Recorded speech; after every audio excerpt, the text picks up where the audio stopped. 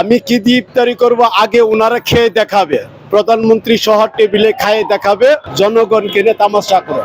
উনি কখনো কি বড়ই মুখে দিয়ে দেখছে? আবার অনেকে বলছে ভাতের পরিবর্তে আলু খাবেন, এখন ভাতের চাইতে আলুর দামই বেশি। প্রধানমন্ত্রীও বলছে বলে ডিম সিদ্ধ করে ফ্রিজে রাখবেন।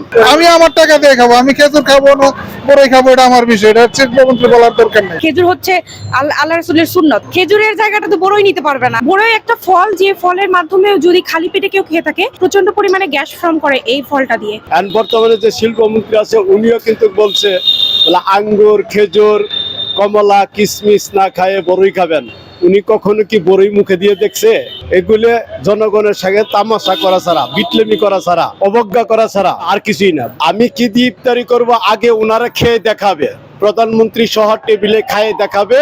আমরা বড়ই খাচ্ছি, আঙ্গুর, পেয়ারা, কমলা আবিজাবি বাদ দিয়ে আমরা বড়ই খেয়ে ইফতারি করতে, বড়ই খেয়ে ইফতারি করতেছি। ওনারা আগে দেখাবে ইফতারির মধ্যে, তার পরবর্তীতে মনে করেন জনগণকে উৎসাহিত করবে। খেজুরের দাম বেশি হওয়ার জন্য আমি খেজুর খাইতে পারবো না, বড়ই কম দাম, বড়ই দিয়ে চালাই দিব, তাহলে তো জিনিসটা যুক্তিযুক্ত হলো না। আর এত দায়িত্বশীল পর্যায়ে থেকে একটা সম্মানিত মানুষ যদি এই টাইপের কথা বলে, এটা আসলে গ্রহণ করার মতো না। দ্রব্যমূল্যের দাম এত বৃদ্ধি পাইছে যে তারা এটাকে জাস্টিফাই করার জন্য এখন এসব কথা বলতেছে যে আমরা অন্য কিছু আপনারা বিকল্প হিসেবে, আমি সাধারণ মানুষ হিসেবে আমি যাতে ন্যায্য মূল্যে কিনতে পারি, তারা ওই ব্যবস্থাটা করবে। খেজুরের পরবর্তী কেন বলা হবে? খেজুরে যে সিন্ডিকেট হচ্ছে এই বিষয়ে তদারকি করা একান্ত প্রয়োজন মনে করি। খাইলে খেজুর দিয়ে খাবো, এটা কোনোদিন সম্ভব না। বড়ই দিয়ে কোনোদিন ইফতার হয় না। আর সাবেক এক মন্ত্রী বলেছিল ধাক্কা দিয়ে ফেলাই দিচ্ছে, সাভারের বিল্ডিং ধাক্কা দিয়ে লড়াই ফেলাই দিচ্ছে, এরকম কত কথাই বলে। সে দ্রব্যমূল্য নিয়ন্ত্রণ করতে পারে না, সেই জন্য বলছে। অ্যাজ এ মুসলিম হযরত মুহাম্মদ সাল্লাল্লাহু আলাইহি ওয়াসাল্লাম বলেছেন যে খেজুর দিয়ে ইফতারি করার যে একটা নিয়ম, সেটা প্রথম থেকেই চলে আসছে। এখন যদি কলা আর খেজুরের দাম বাড়াতে উনি আমাদেরকে বলেন যে খেজুর নাকি আপনারা বড়ই খান, এটা তো হইল না। দাম কমানো উচিত।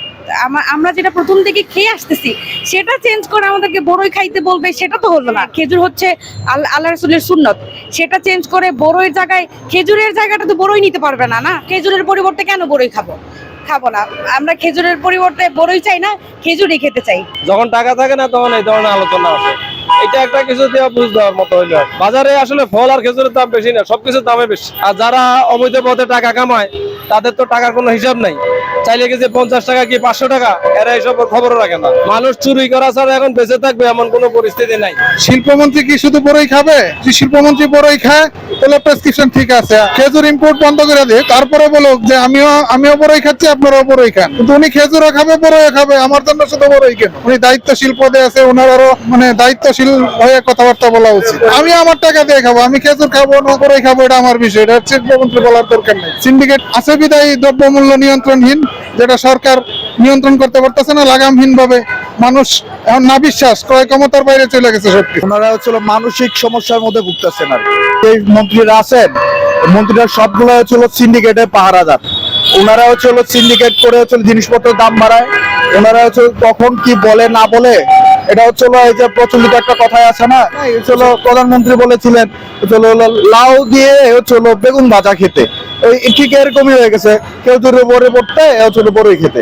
যারা খেজুর কিনতে পারে না বা খেজুর খায় না, ওনার নিম্নবিত্ত যারা, তারা তো অল্টারনেটিভ অনেক কিছু হয়ে, কেউ হচ্ছে পানি দিয়েও তার রোজাটা ভেঙে ফেলে, তাই না? উনি কি কখনো বড়ই দিয়ে করে?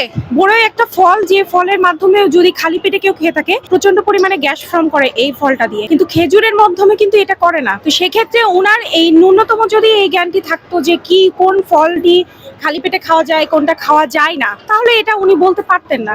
যাই হোক, আমাদের তো প্রধানমন্ত্রী অনেক কিছু বলে থাকে যে এটার বদলে ওইটা, এটার বদলে ওইটা, এটাই হয়তো উনি কোনো অল্টারনেটিভ কোনো সাজেশন দিয়েছেন, কিন্তু আমার কাছে মনে হয়নি যে এটা উনি বলেছেন।